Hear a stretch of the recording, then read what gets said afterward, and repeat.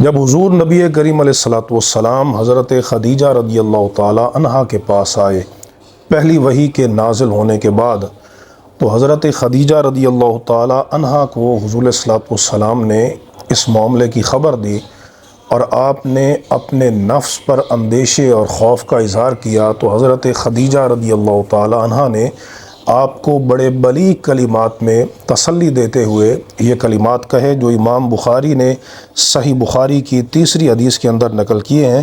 حضرت خدیجہ نے عرض کی، کلا واللہ ما یخزیک اللہ ابدا، اللہ کی قسم ہرگز نہیں، اللہ آپ کو کبھی رسوا نہیں ہونے دے گا۔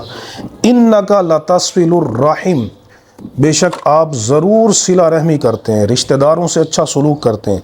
وتحمل الکل، آپ کمزوروں کا بوجھ اٹھاتے ہیں۔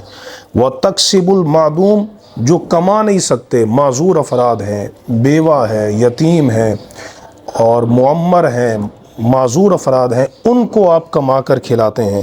وتقری الضیف، اور آپ مہمانوں کی ضیافت کرتے ہیں۔ وتعین علی نوائب الحق، اور آپ حق کی مشکلات میں لوگوں کی مدد کرتے ہیں۔ کتنی اعلیٰ اور عرفہ صفات اللہ تبارک و تعالیٰ نے اپنے محبوب علیہ السلام کو عطا فرمائی، یعنی یہ اعلان نبوت سے پہلے کی صفات ہے۔ تو اللہ تبارک و تعالیٰ نے اس لیے تو فرمایا کہ اللہ اعلم حیث یجعل رسالتہ، کہ اللہ خوب جانتا ہے کہ اس نے اپنی رسالت کو کہاں پر رکھنا ہے۔ تو یہ پاکیزہ اطوار، اخلاق، اور پھر آپ کا صادق و امین ہونا، اور کسی لغو اور فضول مجلس میں بھی نہ جانا، یہ اس بات کی دلیل ہے کہ اللہ تبارک و تعالیٰ نے اعلان نبوت سے پہلے ہی اپنے حبیب علیہ السلام کو اخلاق فاضلہ سے مزین فرما دیا۔ یہاں ایک بڑی لطیف بات یہ ہے کہ نبی کریم علیہ الصلوۃ والسلام کی یہ جو صفات حضرت خدیجہ رضی اللہ تعالی عنہا نے بیان کی ہیں، بعین ہی یہی صفات ابن دغنہ نے حضرت ابو بکر صدیق رضی اللہ تعالی عنہ کے لیے بیان فرمائی۔ چنانچہ اسی صحیح بخاری کے اندر موجود ہے، کتاب الکفالہ میں، باب جوار ابی بکر فی عہد النبی علیہ السلام، حدیث نمبر 2297۔ اس میں حضرت صدیق اکبر کا ذکر ہے کہ وہ ہجرت کر کے جب جانے لگے حبشہ کی طرف، تو اس وقت ابن دغنہ نے حضرت ابو بکر صدیق رضی اللہ تعالیٰ عنہ کو آ کر روکا کہ آپ مکہ نہ چھوڑیں، کیونکہ اِنَّ مِثْلَكَ لَا يَخْرُجُ وَلَا يُخْرَجُ، کہ آپ جیسا عظیم بندہ نہ نکلنا چاہیے اور نہ اس کو نکالنا چاہیے۔ تو کیوں عظیم کیوں ہیں؟ آپ کی صفات کیا ہیں حضرت ابو بکر صدیق کی؟ بعین ہی وہی صفات جو نبی کریم علیہ السلام کی بیان فرمائی حضرت خدیجہ نے، ابن دغنہ نے حضرت ابو بکر صدیق کی وہی صفات بیان کی۔ فَإِنَّكَ تَكْسِبُ الْمَعْدُومَ، کہ جو کما نہیں سکتے آپ ان کو کما کر کھلاتے ہیں۔ وَتَصِلُ الرَّحِمَ، اور آپ صلہ رحمی کرتے ہیں۔ وَتَحْمِلُ الْكَلَّ، اور آپ کمزوروں کا بوجھ اٹھاتے ہیں۔ وَتَقْرِي الضَّيْفَ، اور آپ مہمانوں کی ضیافت کرتے ہیں۔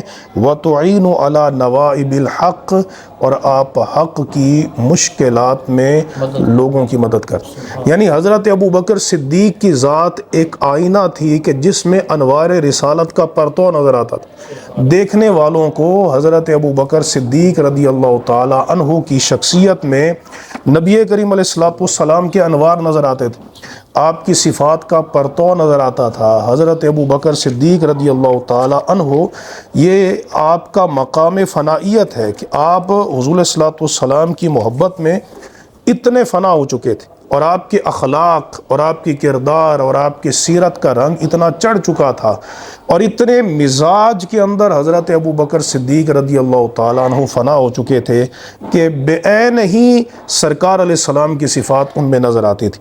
جب نبی کریم علیہ السلام نے صحیح بخاری کتاب الجزیہ والموادہ حدیث نمبر 3182 کے اندر یہ موجود ہے کہ نبی کریم علیہ السلام نے حدیبیہ کے مقام پر کفار کی چند کڑی شرائط آپ نے مانی، جن میں سے مثلا ایک شرط یہ تھی کہ اگر کوئی کافروں میں سے مکہ سے مدینہ آ جائے مسلمان ہو کر، تو اسے واپس مکہ میں بھیج دیا جائے گا، اور اگر مسلمانوں میں سے کوئی وہاں پہ چلا جائے تو اسے واپس نہیں بلوایا جائے گا۔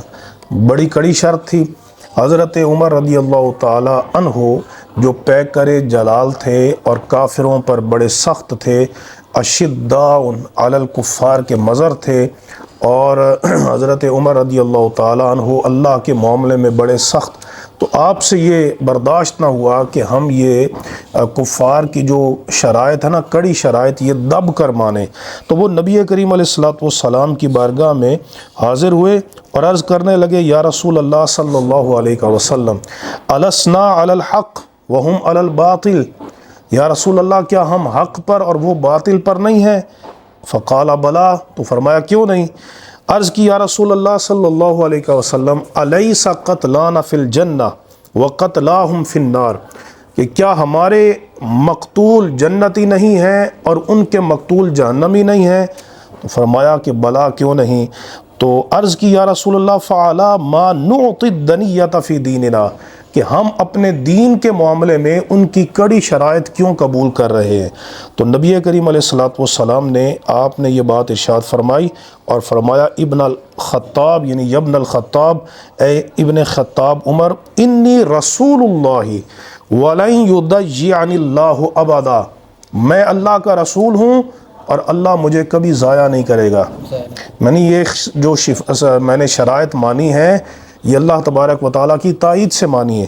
اچھا، حضرت عمر رضی اللہ تعالیٰ عنہ پھر حضرت ابو بکر صدیق کے پاس گئے اور یہی کلمات جو نبی کریم علیہ السلام کی بارگاہ میں عرض کیے کہ کیا ہم حق پر اور وہ باطل پر نہیں، کیا ہمارے مقتول شہید جنتی اور ان کے مقتول جہنمی نہیں؟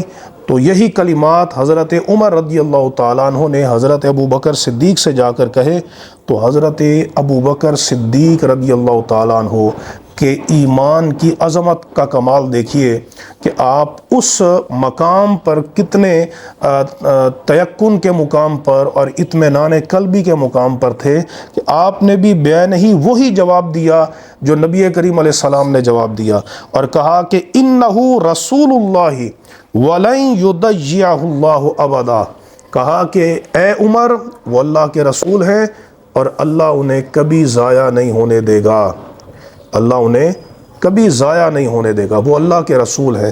تو پتہ یہ چلا کہ حضرت ابو بکر صدیق رضی اللہ تعالیٰ عنہ نبی کریم علیہ السلام کی صفات میں فنا تھے اور آپ کی ذات کے مظہر کامل تھے۔ ہجرت کے موقع پر یہی نظارہ لوگوں نے دیکھا کہ جب ہجرت کے موقع پر حضرت ابو بکر صدیق رضی اللہ تعالیٰ عنہ آپ حضور کے ساتھ آئے تو لوگوں کو پہچان نہیں ہو رہی تھی، اتنی فنائیت تھی، پہچان نہیں ہو رہی تھی۔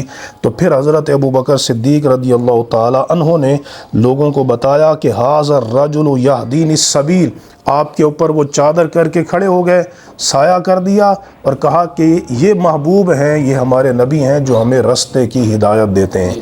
تو اس سے ہمیں حضرت ابو بکر صدیق رضی اللہ تعالیٰ عنہ کے مقام و مرتبہ کا بھی علم ہوا، اور حضرت خدیجہ رضی اللہ تعالیٰ عنہ کی بھی وفا شیاری، ان کا اخلاص، ان کی محبت یہ ظاہر ہوئی کہ انہوں نے اس موقع پر نبی کریم علیہ السلام کو بڑے بلیغ کلمات کے ساتھ تسلی دی تھی۔